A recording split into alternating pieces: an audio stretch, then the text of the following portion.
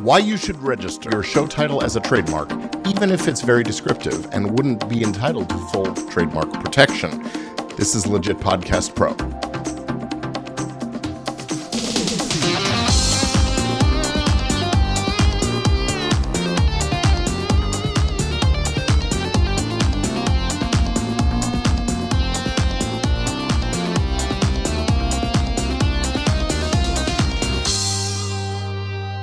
Hello and welcome to Legit Podcast Pro. I am Gordon Firemark, the podcast lawyer, and this podcast is for you if you are serious about podcasting.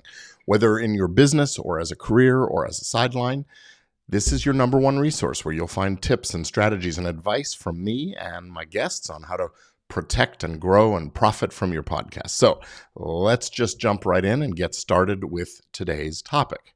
Now, you know that I am a strong advocate for registering your podcast title as a trademark. So you've got a podcast, you've chosen a title, and you want to protect it so that other folks can't come along and create other podcasts with the same or similar titles. And then, cause confusion with listeners and advertisers and the whole marketplace. But full registration of trademarks is only available if your title is distinctive. Distinctiveness falls on this spectrum that starts at one end with generic and highly descriptive brands and crosses the line into distinctiveness with marks that are suggestive or fanciful or coined terms like Xerox that have no other meaning other than the brand. So if your chosen title is merely descriptive of the goods or the services that you're providing, that's the podcast, then it probably will not be allowed to be registered on the main principal register of the trademark office. At least not at first. But there is another registry. It's called the supplemental register. You see, when an applicant files a new trademark application, that application, if it's ultimately approved and issued, it goes on what's called the principal register. And sometimes the examiner, though, will look at things and conclude that the mark is primarily merely descriptive, or it's geographically descriptive, or maybe that it's misdescriptive, and then they'll refuse the registration on those grounds, and it won't be allowed to register on the principal register. Then the applicant has a chance to respond with legal arguments. Sometimes you can show that the mark has acquired some distinctiveness. Essentially, we'd be arguing that it's achieved this acquired secondary meaning, and therefore it's entitled to remain on the principal register.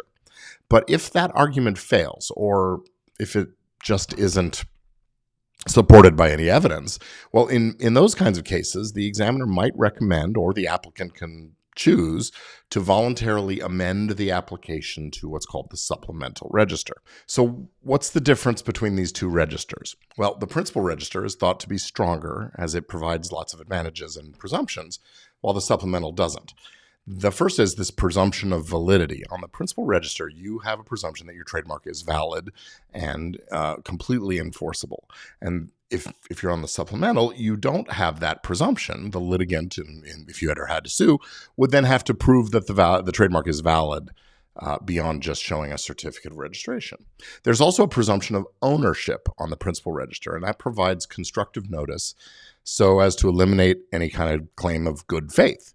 And the mark in a supplemental register, you don't get that presumption of ownership. You have to prove everything every step of the way. Now, another advantage of the principal register is, of course, that the mark could eventually become incontestable by filing certain affidavits after a certain number of years. That is not possible for supplemental registrations because there's just not a legal record to do that. Next up, an advantage of the principal register is that you can record the trademark and the registration with the U.S. Customs Services, and then you can prevent the importation of counterfeit goods and so on. In supplemental registrations, that is not the case. The Customs Service can't help you quite the same way. Now, another advantage that we see for principal registrations is that you can then use that principal registration as the evidence in your filing on what's called the Madrid Protocol international applications that are based on your principal registered trademark. That is not available for applicants, registrants on the supplemental register. And you can initially file an application for the principal register on the intent to use basis, that you're not actually in use yet, and then you get some extra time to file proof of your use and so on. Supplemental register, you don't get to do that either. So with all of these differences and the disadvantages, why would anybody bother with the supplemental register? Well, it's really a question of compared to not having any registration at all, because you're being denied the principal register on the basis of this descriptiveness. So there are a few benefits to being on the supplemental register. First, it allows you to sue for trademark infringement and to bring that case in the federal courts, just as you would with a principal registered mark. Although you don't get those presumptions, you can still prove your case. Also, third parties won't be able to register any confusingly similar trademark on either the principal or the supplemental register when yours is there already on the supplemental register. It'll hold up those registrations and prevent that from happening.